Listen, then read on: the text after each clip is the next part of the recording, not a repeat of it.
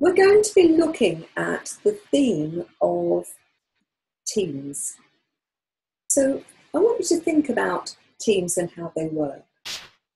What makes a great team? And let's look at that from the point of view of being a team member and actually being the leader or manager who's trying to create the dream team, the great team. Before I start, let me introduce Rachel Davison. Both of us are international best-selling authors. Yes. Rachel has written The Point of Me, which is a spiritual novel. I can thoroughly recommend it. Thank you. And I have a couple of best-selling books, Chariots on Fire, and the latest book, Thriving, Not Surviving, The 5 Secret Pathways to Happiness, Success and Fulfillment. And if we're looking at the pathway of success, I think that the teamwork falls not only into that, but also in terms of relationships and beliefs, which are two of the other pathways. Yes. So when you think about organisations, or families for that matter, they constitute a team, don't they? Yes. A collection of people.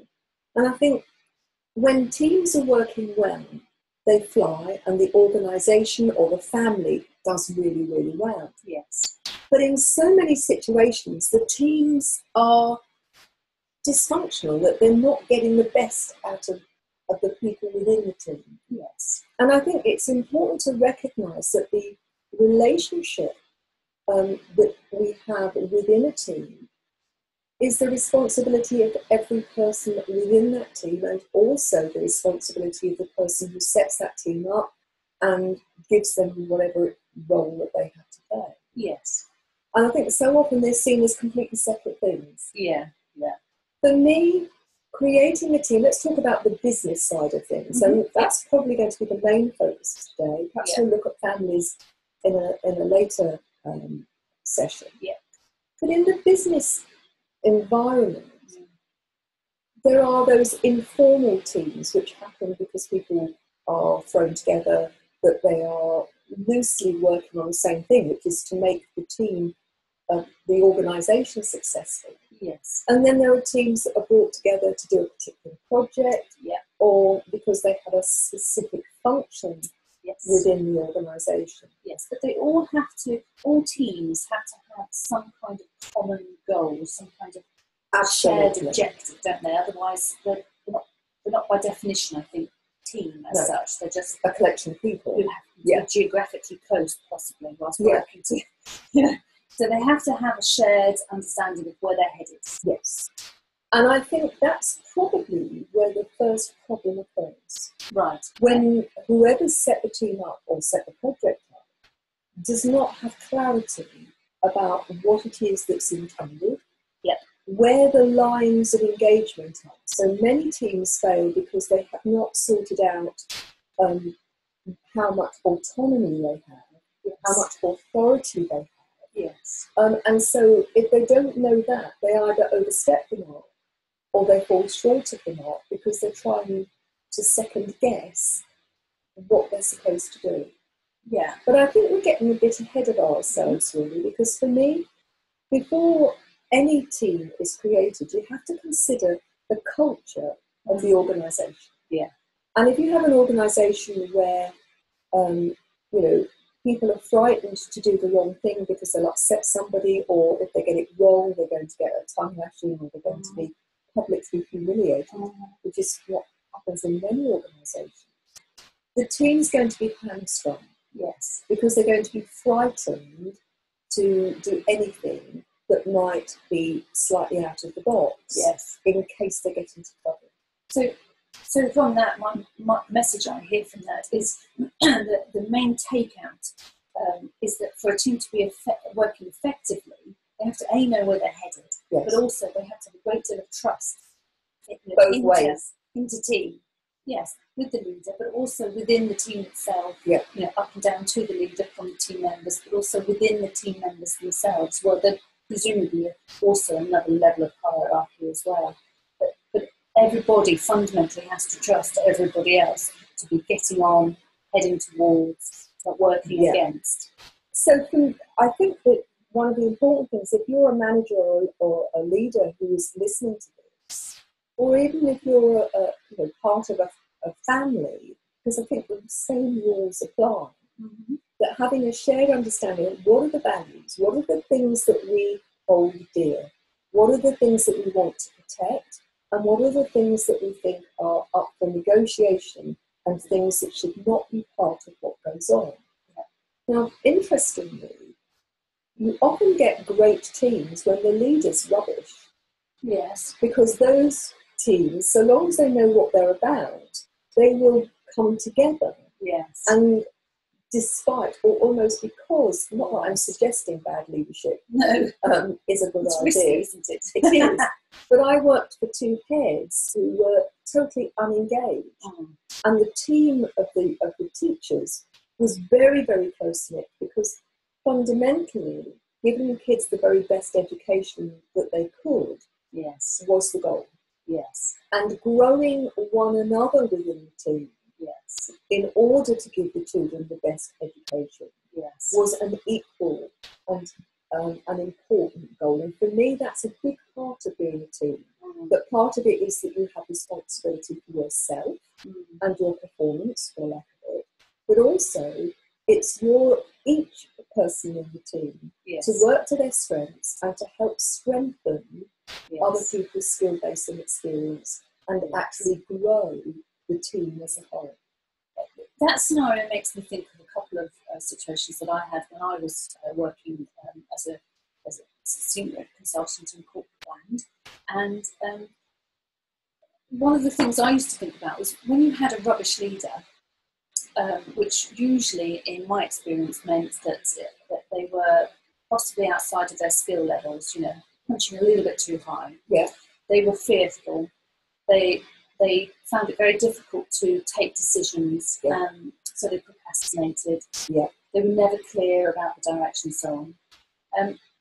It had a force to make the team that I was part of come together, because they were a common enemy in many regards. But it was never, I suppose if you've got a leader that is ineffectual but fundamentally benign and sort of slightly not there but isn't really interfering too much, then having a common enemy, so to speak, as in, what can you expect from him? Let's just get on and do it ourselves type of mentality can work very effectively.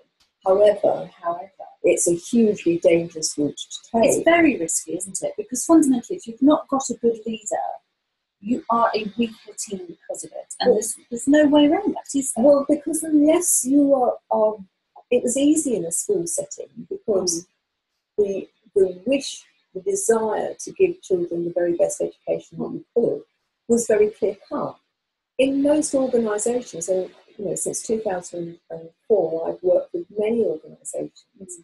Often things are not that clear cut. So unless the vision of what it is people are working towards is not only very clear, but shared and explicitly shared, and there is that everybody is joining forces to that common aim, then I think a lot of potential is wasted. A lot of time and energy is wasted in trying to understand what it is that we're about. Do you think the fact that in your example, that the objective is very altruistic versus in a corporate environment where, it is altruistic in the sense that you're trying to do a good service or product to a customer, but ultimately there's a bottom line, isn't it? It comes down to the profit margin and the manner in which you go into it. Teaching is a vocational. Yes, I think that's in that sense a that very people good feel point. drawn to do it. Whereas sitting in an administration team or a consultancy team or a bunch of lawyers, is it as altruistic? Is it therefore harder when you've got a bad leader to pull forward your personal values, or do you just start to collapse into a bit of a morass? It's an interesting conundrum, because I don't want people to think immediately that if you have a vocation that any group of people will make a great team, because patently that isn't the case. It just happened in both circumstances that I was in, that all of the people within the staff, or at least the vast majority, had absolutely shared values. That their view of what made an excellent education was very similar. And so I think it's a really good point that any team, whether you're working for something that is vocational and altruistic, or whether it's the profit line, having clarity about what it is you're trying to achieve. And for me, the big question is, what's your why?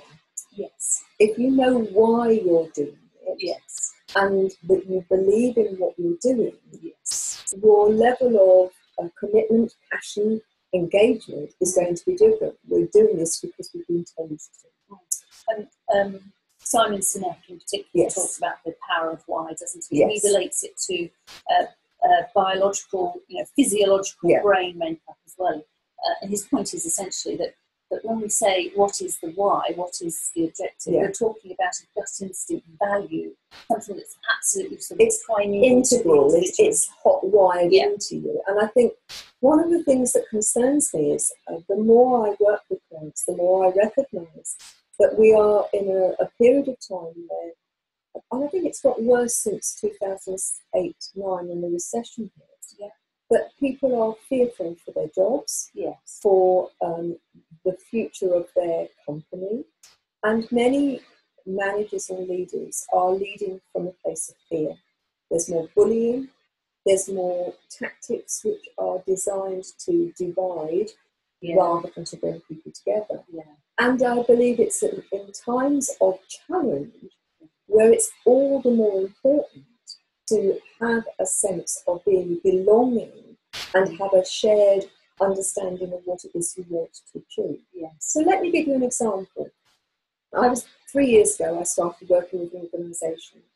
And when I first started to work with them, in the first week or so, my understanding was that the business was doing well. Once I started to dig, and I didn't have to dig very hard, what I recognised is that the business was going to go bankrupt within a very short time unless they fundamentally changed their practice. It was that desperate. And so instead of going in and making some minor changes, the only way the business was going to survive was by making major changes, making people redundant, and actually utilising the opportunity to look was the business going to aim for in the next 5 to 10 years, and who are the people that were within the business currently were actually going to support their growth over that 5 to 10 years. Now, the business of making people redundant was incredibly painful because this was a family-run firm who had huge loyalty, but their very loyalty was destroying the business. They were overstaffed. They had staff who were round pegs in square holes, who were very stuck in their ways and not ready to make the changes. So for the first 6 months, that was an incredibly painful business. It was like having to cut out a piece of it's like that bloke stuck down the canyon with his hand stuck in the rock, isn't it? He's going to have to chop his arm off if he's going to survive.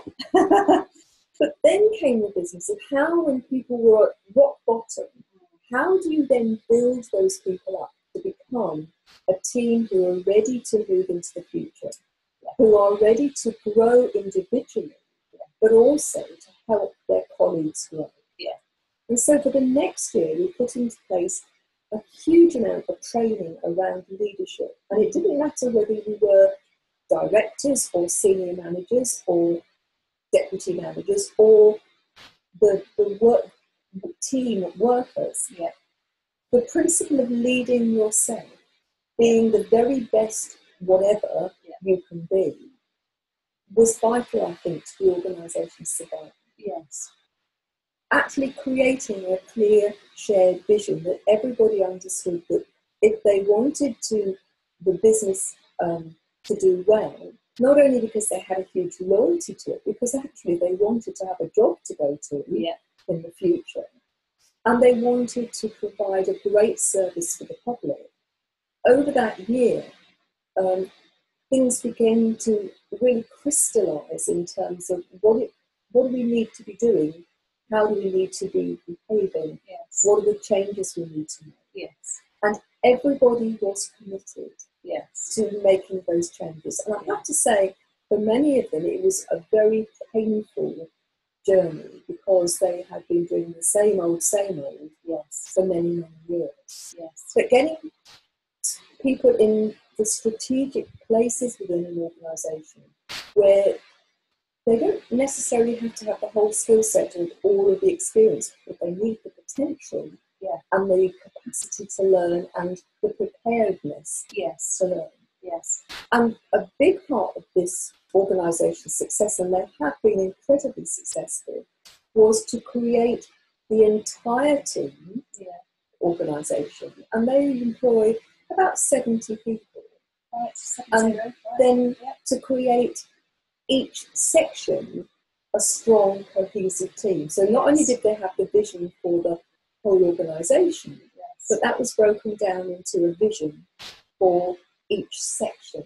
How do we as a section help deliver the main vision?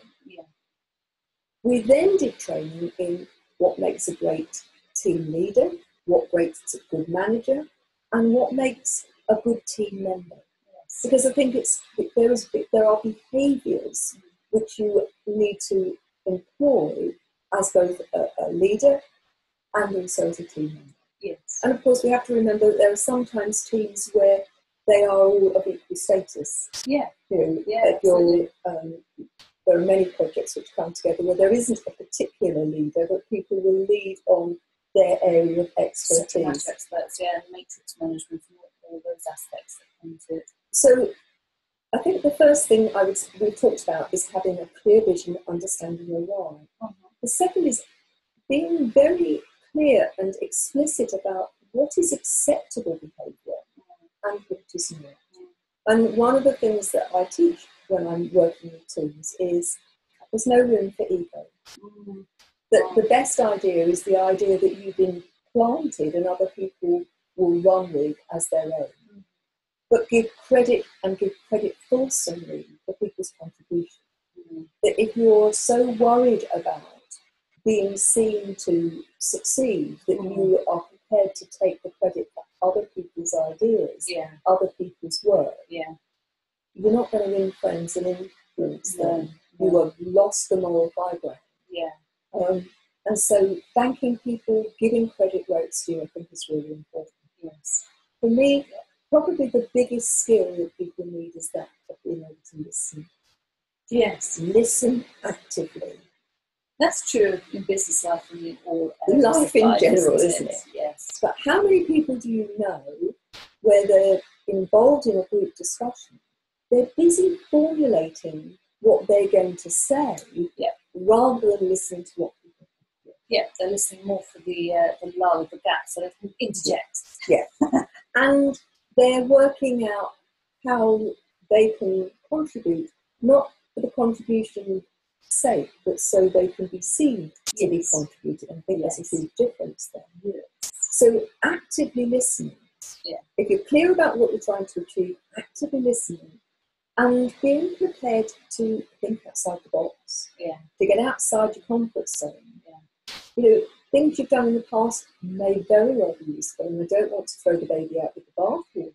But just as equally, if you want to move into new territory, if you want things to be even better, things to grow, you've got to be prepared to try new things. Active listening is one of, if I can just be a bit extreme, just to make the point really, is one of the most dangerous things that I think a person can approach doing. Dangerous because it can be massively effective for you, but also in its application, you look a bit strange to the team that you're doing. And I say this from personal experience. I went from an organisation that was highly toxic and into a smaller company that was a start-up, and it was, much more flexible and didn't have much hierarchy. And having been in the toxic environment, I thought I did a proactive thing. I'm going to spend the first 6-9 months of my life in this new company listening. I'm going to wait. I'm going to hold my tongue. I'm not going to dash straight in with solutions because, I find it easy to fix things. But no, I'm going to hold back. I'm going to just bide my time and really see. And I enjoyed it. It wasn't dangerous in the sense that, it felt risky. But my manager, after about 6 months, said, Rachel, what are you doing? You're not doing anything.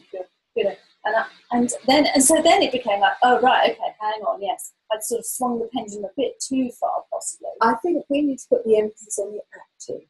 Yes. Active listening is listening with purpose. Yes. It does not mean that you do not make a contribution, and you learn that. Well, I was making a contribution in the sense that I wasn't doing the usual ego thing of always speaking up in meetings, always having something to say no matter what. I was waiting until I had something really... What's that legend about Einstein? He said he didn't speak for the first 3 years, and eventually he did come out with a full sentence, and his mother said, why haven't you spoken for the first 3 years of your life? And he says, well, I didn't have anything interesting to say. So I was waiting in that sense. But it's such an unusual skill. That's what I mean when dangerous. It's such an unusual skill. But actually, the cultures that most people will be working with don't expect it and don't understand what you're doing. And that's, I think, where the training comes in. Yeah. And I think there is a difference for me in terms of, and I think that's where the skill of whoever's facilitating the group creation or who's leading the group in opportunities to say, for example, right, we are now going to spend a few minutes and no idea is stupid.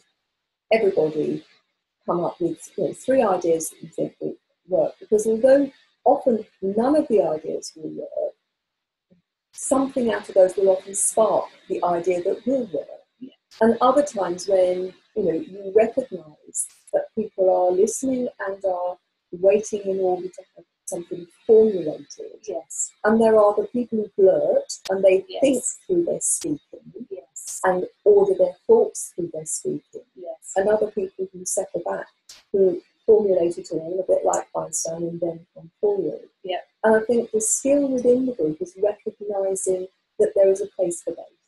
Absolutely. And that you value both for their contribution. Yeah. But at the same time, for the people who are, the actual people, that if you are somebody who is a blurter, who formulates your idea on the hoof, be mindful that actually that can take a lot of time up in a meeting, getting nowhere. Yes. And you might be better just doodling in your book your ideas for a couple of minutes in order to get those sorted before you then blurt. Yes. In the same way that if you are someone who is thinking, it's not worth it saying, look, I'm just thinking about this. Yeah.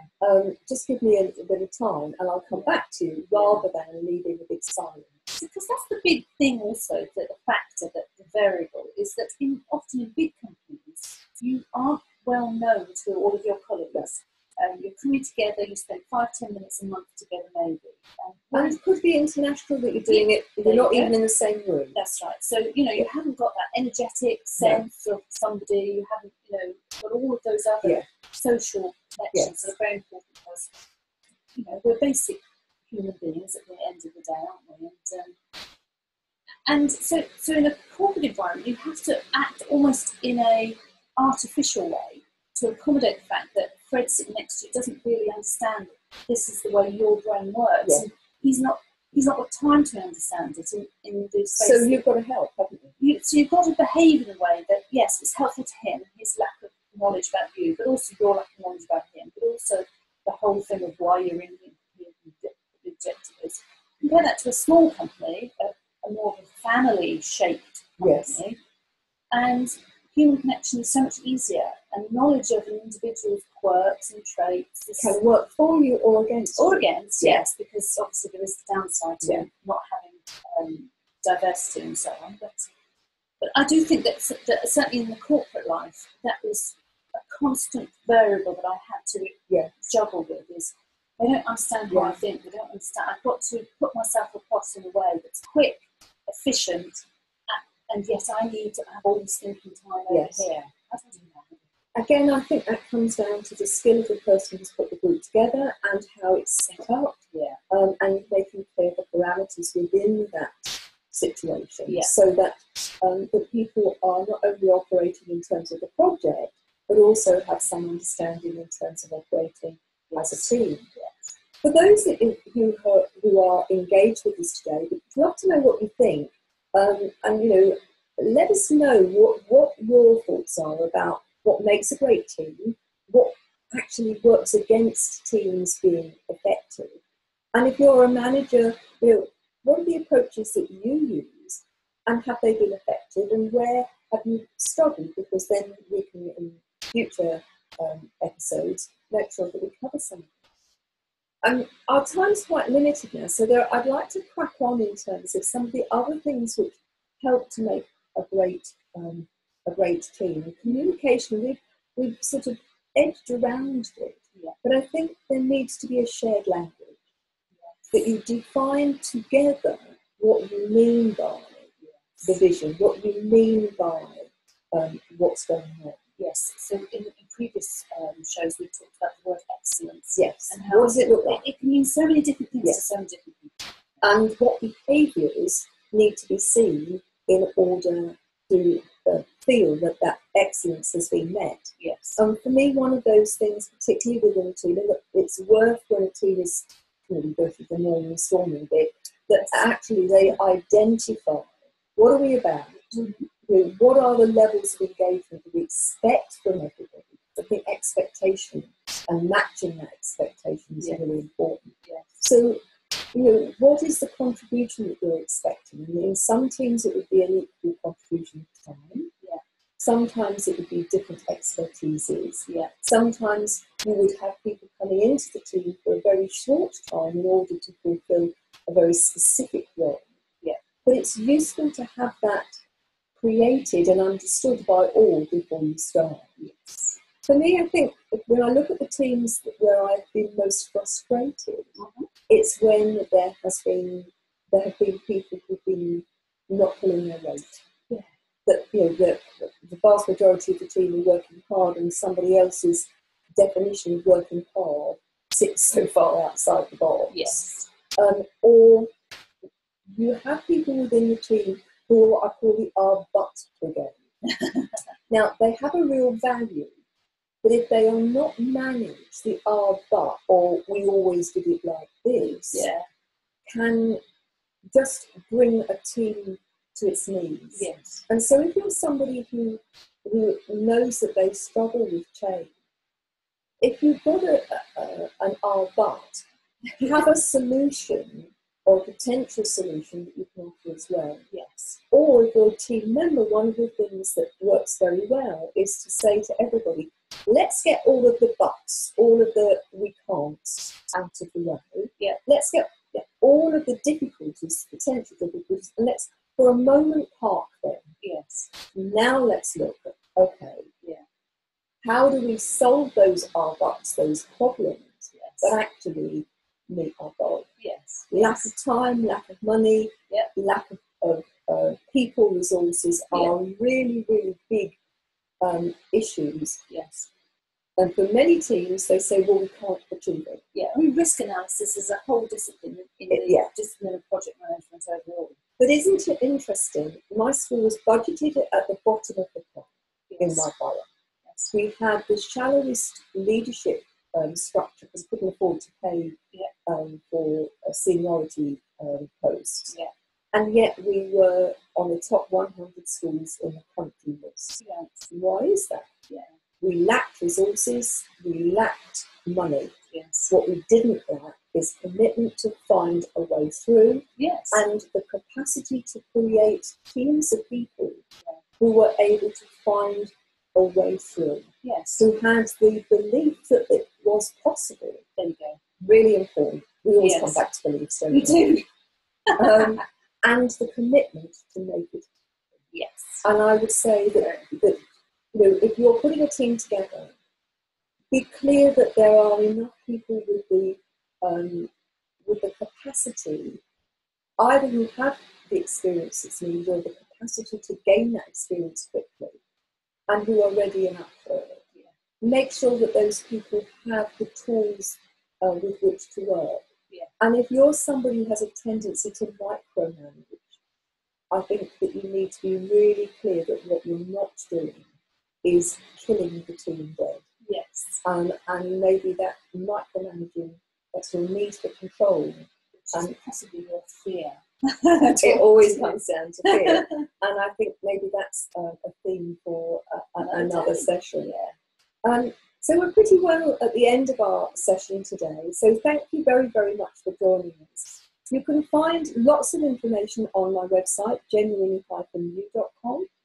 And you can get a free digital download of the latest book, Thriving Not Surviving, The 5 Secret Pathways to Happiness, Success and Fulfillment. Please let us know what you think. Make some comments. Ask us to cover some other things. We'll look forward to seeing you in the next show.